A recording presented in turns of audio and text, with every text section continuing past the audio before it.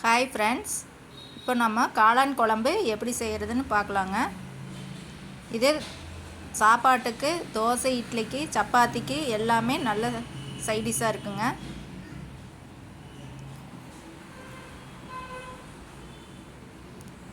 முதல்ல ஒரு பாத்திரத்தில் ஒரு 1/4 கிலோ அளவுக்கு சின்ன வெங்காயம் சேர்த்துக்குங்க. அது கூட ஒரு 4-5 பல் பூண்டு ரெண்டையும் சேர்த்து நல்லா வதக்கிக்குங்க.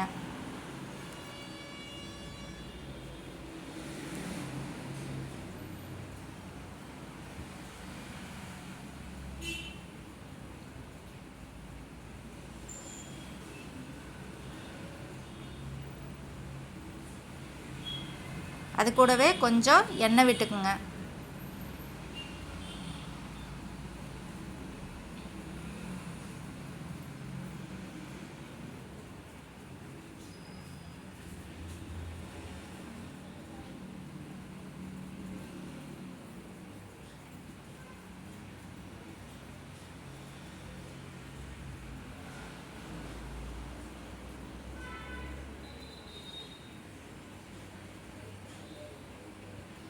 அது கூடவே கொஞ்சமாக ஒரு துண்டு இஞ்சி சேர்த்துக்குங்க.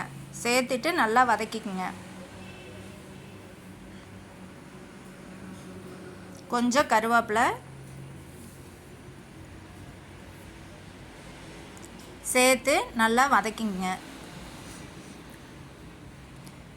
அது கூடவே 2 தக்காளி சேர்த்து நல்லா வதக்குங்க.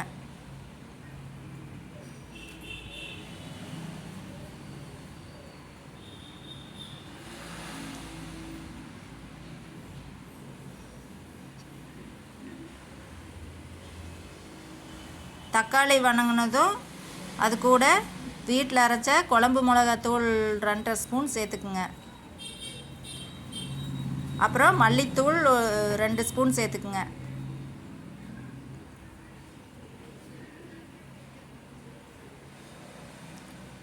மஞ்சத்தூள் கொஞ்சமாக சேர்த்துக்குங்க. எல்லாம் சேர்த்து நல்லா வதக்கிக்குங்க.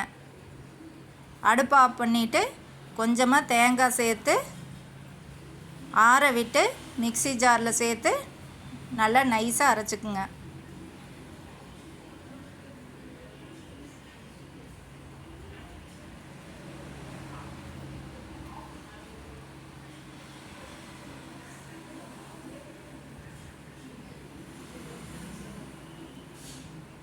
மறுபடியும் ஒரு பாத்திரத்தில் கொஞ்சமாக எண்ணெய் ஊற்றிக்குங்க.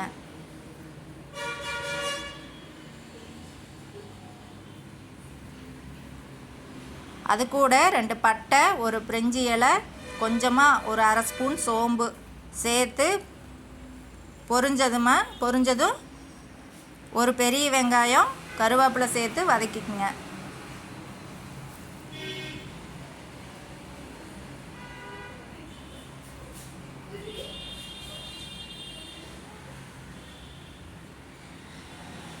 வெங்காயம் வதங்கினதும் க்ளீன் பண்ணி கட் பண்ணி வச்ச காளானை சேர்த்து ஒரு 5 நிமிஷம் வதக்கிக்குங்க.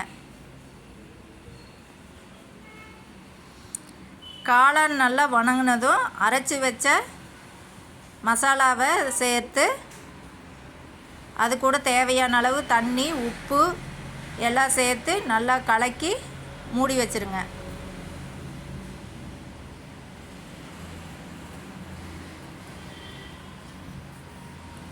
மூடி வச்சதுக்கப்புறம் ஒரு 10 நிமிஷம் நல்லா கொதித்து காளான் நல்லா வெந்ததுக்கப்புறம் அடுப்பு ஆஃப் பண்ணிடுங்க. இப்போ நம்ம காளான் குழம்பு ரெடி ஆயிடுச்சுங்க. நீங்களும் உங்கள் வீட்டில் செஞ்சு பாருங்கள். டேஸ்ட்டு ரொம்ப சூப்பராக இருக்கும்.